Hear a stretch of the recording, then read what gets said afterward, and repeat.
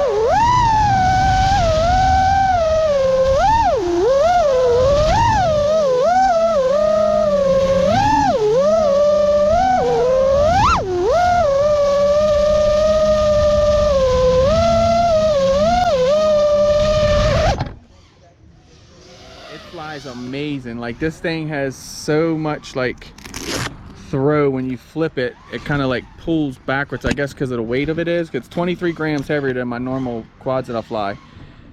And that hit to the ground looks like it did absolutely nothing. Arms still look like they're in place.